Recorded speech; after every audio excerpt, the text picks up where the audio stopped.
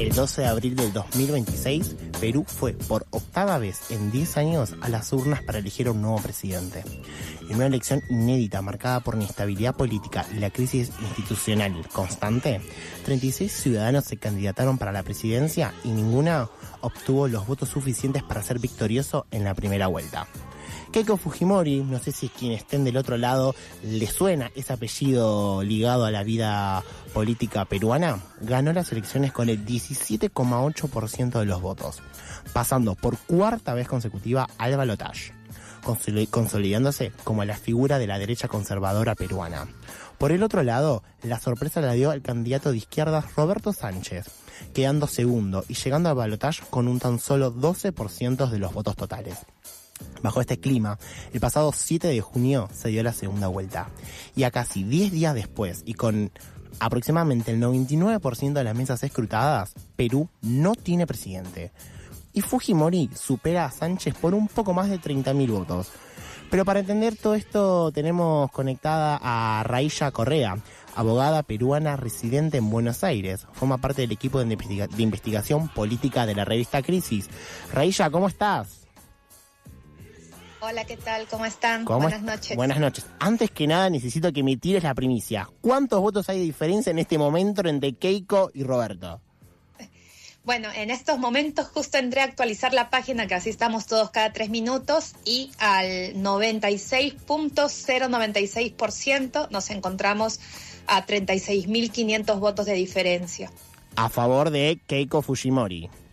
Lamentablemente, sí. Recalquemos eso de que en estos últimos días estuvo pasando que, permitime, vos sabés mucho más de la historia electoral peruana que yo, si no es la elección más reñida de toda la historia de Perú. Por lo menos podríamos decir que de los últimos 30 años desde que Perú entró a la democracia, justamente después de que se acabó la dictadura de Alberto Fujimori, que es el padre de Keiko Fujimori, deben ser como de las más reñidas. Igual los últimos 10 años, que quizás abordamos un poco más después, también tuvimos como segundas vueltas así como por pocos votos. Pero creo que en tiempo esta de acá y la de Pedro Castillo son las que se llevan mucha más tensión política. Pedro Castillo es el presidente que fue el último que fue destituido. Sí, es el último presidente que fue destituido a fines del año del 2022. Él había asumido en el 2021 y fue destituido justamente por el Congreso con mayoría del partido Fuerza Popular, que es de Keiko Fujimori. Perfecto, y bueno, adentrándonos a esto, ya un poquito lo estuviste hablando, pero quiero que nos metamos más. ¿Cómo se llegó a esta situación en términos sociales, económicos y políticos? Siempre es bastante difícil hacer el resumen de Perú de cómo llegamos a esto. Creo que después del periodo postdemocrático, bueno, desde que Alberto Fujimori, el padre de Keiko Fujimori, fue destituido y empezamos un periodo de transición, como hubo unas ciertas disputas de poder mucho más marcadas entre las izquierdas institucionales de Perú y los partidos que representaban a la derecha.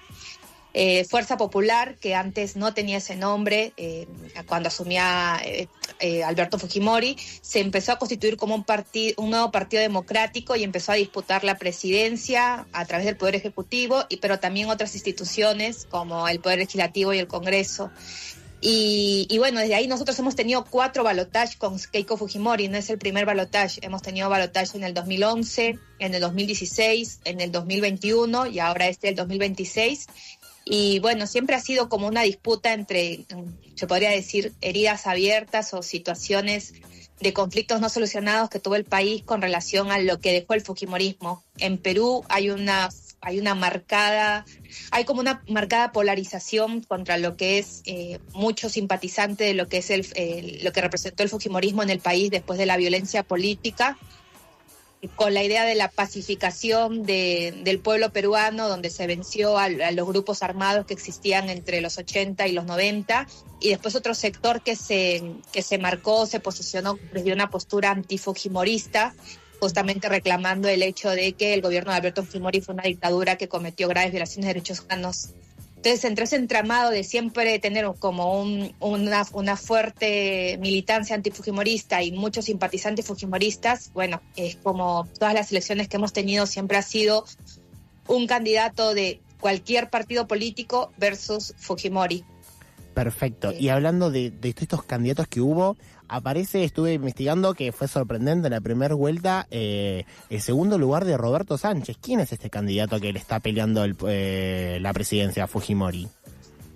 Bueno, Roberto Sánchez es un candidato que se podría decir, es un candidato de carrera, tiene mucha carrera política, estuvo en municipalidades, trabajó para el Estado y de hecho antes de asumir como presidente, él fue ministro de Comercio Exterior y Turismo de Pedro Castillo, que fue el anterior presidente que fue destituido en el 2022. Y actualmente él es congresista de la República por el partido Juntos por el Perú, que es el partido, es el frente que se constituyó ahora para estas elecciones. Es un representante de la izquierda progresista, podremos decir, pero él se enfoca más de un campo nacional popular y tiene como una plataforma orientada a sectores rurales en el sur del país. Reivindica mucho el tema de las reformas sociales en el país y además es el heredero, él mismo lo dice, como de el sombrero de Pedro Castillo, ¿no? Pedro Castillo logró consolidar con su institución una fuerte masificación de adherentes, tiene muchas personas que se identifican a sí mismas como castillistas, que era algo que nosotros en Perú no habíamos vivido, salvo la figura de Alberto Fujimori, y Roberto Sánchez reivindicó esa victoria política de Pedro Castillo y adherió a su candidatura a toda esa masa popular que apoya la libertad de Pedro Castillo. Entonces es eso, es un representante de izquierda progresista que junto a Pedro Castillo trataron de hacer un gran frente político en estas elecciones. Y algo que me llamó la atención, ver los números, y primero que haya 36 personas que se candidaten a una presidencia también debe ser bastante inédito. Sí. Sin conocer la historia electoral de Perú, me animo a decir que habrá sido la elección con más candidatos, y que no hubo altos porcentajes de votos, sino que Fujimori ganó la primera vuelta alrededor del 17% de los votos. Esos partidos que quedaron por fuera de la segunda vuelta, ¿qué rol tuvieron en este balotaje? Bueno, sí, eso sí es cierto.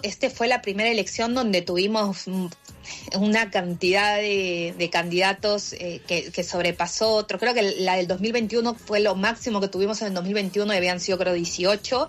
Y ahora duplicó, fue una locura. Y esto se debe también a una serie de reformas que hizo el Congreso de la República, que por ejemplo eliminó las primarias como posibilidad de poder eliminar ahí a candidaturas que no pasaban la valla electoral. Entonces permitió que pudieran pasar a candidatear las presidenciales, y hay muchos partidos políticos que no pasaban ni el 0.5%. La buena Hola. noticia dentro de todas de las pocas buenas noticias que... ¿Aló? ¿Me escuchas? Sí, se nos encontró un poquito, ¿aló? Pero ahora te estamos escuchando perfecto. Ay, perdón. Decía que la buena noticia dentro de las pocas buenas noticias que podemos tener es que muchos de los partidos políticos que no pasaron la valla electoral, que en Perú se pide el 5% para pasar la valla electoral y poder tener un congresista dentro de la representación del Congreso, es que, bueno, muchos partidos de derecha que habían hecho alianza en el Congreso de la República con el fujimorismo quedaron fuera, o sea, ya no van a participar dentro del entramado político peruano. Y después, los pocos que lograron pasar la valla electoral, que son unos casi aproximadamente 8 partidos.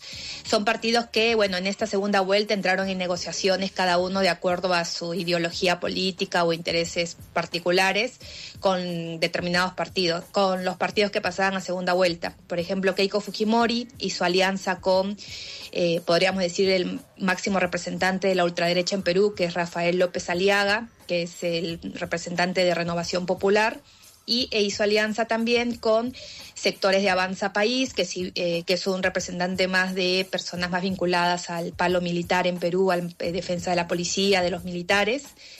Y solo con esas dos alianzas, pero que tenían mucho porcentaje de votos, porque recordemos que Rafael López Aliaga en la primera vuelta quedó en tercer lugar, también muy cerca a Roberto Sánchez. Roberto Sánchez pasó con 12 y Rafael López Aliaga tenía aproximadamente 11%. Y en el caso de Roberto Sánchez hizo como un frente bastante amplio, la verdad, como un llamado a a la defensa de la democracia, esa fue su principal agenda, y hizo como alianza política con los partidos que se encontraban en cuarto, quinto y sexto lugar después de él. Por ejemplo, se encuentra el partido de Ahora Nación, que es del candidato López Chau, que es una más izquierda institucional, por así decirlo. También hizo alianza política con el Partido Morado, que es un partido también como de centro derecha, y hizo un llamado también a un partido que se llama El Buen Gobierno, que es el único partido de los que estuvieron entre los 5 primeros lugares, que no se adhirió ni al fujimorismo ni a la representación de la izquierda, porque consideraba que ninguno de los dos partidos políticos representaban su agenda política. En resumen, eso, como que los partidos que quedaron como entre los 10 primeros lugares se fueron acomodando con los dos candidatos y haciendo llamados a los votos, y solo un partido político llamó a votar en blanco y en viciado, considerando que ninguno de los candidatos era un buen representante para el país. Y nada, entonces, pero igual los votos no alcanzaron, el ausentismo continuó, es como un 20-25%, lo mismo que fue en la primera vuelta. Claro. Entonces, como que fue una suma solamente de candidaturas o de algunos votos pequeños. Claro, también, porque estaba leyendo, hay una crisis de credibilidad sobre los diferentes referentes políticos que hay en Perú, ¿no? Sí, hay como una situación mucho más compleja también, que es para examinar después, que lo venimos cuestionando en la militancia en Perú, que bueno, es evidente que conforme van más procesos electorales vamos teniendo, nos vamos dando cuenta que crece el número de personas que no van a votar o se mantiene. Y después mucho voto nulo y en blanco también. De hecho, la cantidad de votos nulo en blanco también representa aproximadamente un 18 o 20%, que es bastante alto. Sí. Y si sumas las personas que no van a votar, más los votos nulos y blancos, tienes como que prácticamente la mitad del país que parece que ninguna representación política le convence. Y la otra mitad es una mitad totalmente polarizada entre un antifujimorismo y fujimorismo. Entonces hay una crisis de gobernabilidad también bastante grande, donde sea el candidato que entra, la situación con la que se va a encontrar es una polarización con relación a la ciudadanía. Es bastante complicado también. De hecho, ahora mismo, el hecho de que Keiko Fujimori, si llega a ganar, como aparentemente la diferencia de votos va demostrando, se va a encontrar con un país totalmente fracturado, en donde básicamente ella va a salir ganadora por los votos de Lima Metropolitana, que es la ciudad la principal ciudad del Perú, y los votos de los peruanos en el extranjero, que es una novedad que está en debate ahora en Perú, porque fueron los votos que determinaron el triunfo de Keiko Fujimori, o estarían determinando el triunfo porque todavía no cierra el 100, y entonces vas a tener una candidata que ganó la presidencia y que lo ganó gracias a votos de la ciudad y de los peruanos en el exterior, pero el resto del país votó por otro candidato. Claro, bueno, si quienes recién se están conectando, sintonizando FM La Tribu, estamos hablando con Railla Correa, abogada peruana residente aquí en Buenos Aires, forma parte del equipo de investigación política de la revista Crisis y nos está dando un panorama un poquito más detallado de lo que es la situación electoral en Perú. Y quiero volver un poco al Congreso, que es una pieza fundamental en toda esta sucesión de presidentes que ocurrieron. Con los resultados de las últimas elecciones, si no entendí mal, Keiko Fujimori tendría un Congreso en contra. No exactamente. De hecho, Keiko Fujimori, bueno, a ver cómo le explico. Es cierto que hay menos partidos políticos con los cuales negociar en el Congreso de la República, porque bueno, ingresaron como aproximadamente 6 partidos políticos. La cuestión es que hay una alianza política entre Keiko Fujimori y el Partido Renovación Popular. Así que si bien Keiko Fujimori por sí misma no logra tener como una mayoría en el Congreso de la República, si llega a ser como una alianza política con Renovación Popular, que es el partido ultraderecha que existe en el Perú, más a la derecha de Keiko, podría llegar a tener una mayoría que le dé fuerza política, no solamente en la Cámara de Diputados, sino en la Cámara de Senadores, porque también ahí hay un detalle.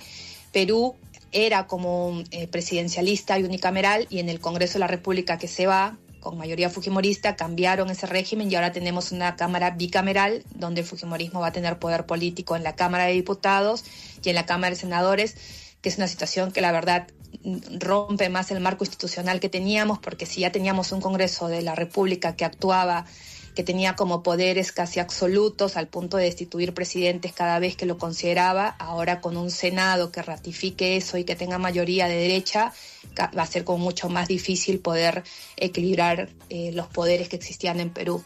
Es como otra situación que estamos atravesando y que pone mucho más compleja una victoria de Keiko Fujimori para la oposición. Claro. Y volviendo a esto de este detalle, ¿nos podrías comentar un poquito por qué Keiko Fujimori es muy fuerte principalmente en la gran ciudad del Perú, que es Lima, y Roberto Sánchez en el resto del país, en las áreas más rurales principalmente, ¿no?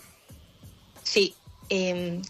Bueno, el fujimorismo tiene en general como mucho arraigo, diríamos en Lima y en todo lo que son las grandes metrópolis, porque también ganó en otros lugares que son como ciudades mucho más metrópolis, y me parece que es como en general, eso sí va como muy en concordancia con los votos que siempre arrasa la derecha en general, ¿no? Tiene que ver con el discurso político que tiene el fujimorismo, tiene como un discurso, muy emprendurista, punitivista, grandes inversiones, capitales abiertos, entonces como una idea de prosperidad de un país que además constantemente defiende la estabilidad monetaria, que en teoría Perú es el único país que logra tener una estabilidad monetaria, entonces como que tiene un discurso muy macroeconómico de defensa del modelo actual que tenemos y potenciarlo hacia los grandes mercados, ¿no? Que es un discurso que en las metrópolis, en Lima, sobre todo aunado al punitivismo y al tema de seguridad, tiene como muy gran alcance. De hecho, la favorita en Lima no es Keiko Fujimori, la favorita en Lima es Rafael López Aliaga, pero al haber pasado ella segunda vuelta, los votos le pasan a ella, pero de hecho el favorito en Lima Metropolitana es Rafael López Aliaga, que es el actual alcalde de Lima, de hecho, y quien tiene el mismo discurso de Keiko, pero mucho más radicalizado, ¿no? Este partido, que es del Partido de Renovación Popular, el que es de más extrema derecha dentro de Perú. Sí. Claro, porque Keiko Fujimori para esto tiene como un discurso que no sé, en términos, si queremos hablarlo de ciencia, de teoría política, es como más una populista de derecha.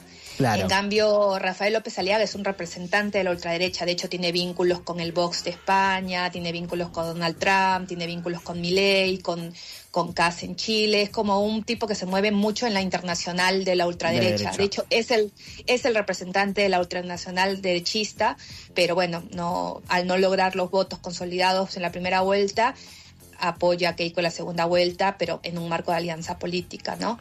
Claro. ¿Y por qué Roberto Sánchez tiene los votos en la zona más rural? El tema es que me parece que excede a la figura de Roberto Sánchez. Todos los candidatos que hemos tenido en los últimos 4 balotajes siempre han sido posicionados o han logrado llegar a la segunda vuelta gracias a los votos rurales, porque en las zonas rurales existe una muy fuerte oposición o rechazo a lo que representa el fujimorismo como régimen autoritario. ¿Y por qué existe esto? Porque es en las zonas rurales del país, sobre todo en el sur del Perú, donde se vivió de forma mucho más violenta lo que fue el conflicto armado interno. Son gente que vivió en carne propia lo que representó el autoritarismo del fujimorismo, que tiene hasta la fecha familiares desaparecidos, que nunca encontraron justicia, que conocen la impunidad, desaparecieron pueblos, entonces como que la memoria está mucho más marcada y la herida está mucho más abierta con relación a lo que representó el fujimorismo para ellos, a diferencia de las metrópolis, donde la violencia política no se vivió de tal manera, de hecho fue bastante sesgada la visión que llegó del tema de la violencia política, y tiene como otra lectura más vinculada. En Perú se habla de terrorismo, por ejemplo, no se habla de violencia política. Claro. Entonces tienen como una figura más como de terrorismo que había que vencer, y Fujimori cumplió con pacificar el país, ¿no? Hay una lógica también enmarcada por el racismo que existe también en las grandes metrópolis con lo que implica el campo rural. En Perú nunca tuvimos una reforma agraria. De hecho, si quisiéramos retroceder mucho más, el sur del país vota en contra del fujimorismo, y por lo que representa, pero también porque viene como de algo mucho más histórico con relación a una población totalmente olvidada en el Perú, ¿no? Excelente, Railla. Nos podríamos quedar el programa entero hablando sobre esta situación de Perú, porque media hora te queda muy corto, 20 minutos, pero te quiero agradecer de todo corazón porque nos aclaraste bastante la situación y vamos a hacer de nuevo este juego que sé que no te está gustando los resultados. Ahora, 19:33 minutos en la República Argentina. ¿Cuánto voto de diferencia hay entre Sánchez y Keiko? Hablo de ellos como si fueran mis primos, ¿viste? Sánchez y Keiko, que tomé mate con ellos toda la vida. Ay, no, a ver, ahora tenemos al 99.11%. Mira, imagínate esta tortura, nosotros tener que estar actualizando todo el tiempo. La diferencia de votos ahora subió a 35.900. Bajó de cuando arrancamos, porque estaba en 36. Es cierto, bajó de 36.500 a 35.000. Bueno, es una buena noticia. ¿Viste? Lo voy a tomar como una buena noticia, como es cierto. Un rayito de luz, te mandamos un rayito de luz desde acá, desde la tribu. Muchísimas gracias, Railla, en serio. Muchas gracias. Un abrazo, cuídense. Chao, chao. Pasó Railla Correa por Algo con R, siendo las 19:33 y con esta diferencia de votos entre Keiko Fujimori y Roberto Sánchez, vamos a una tanda y ya seguimos con más Algo con R hasta las 20.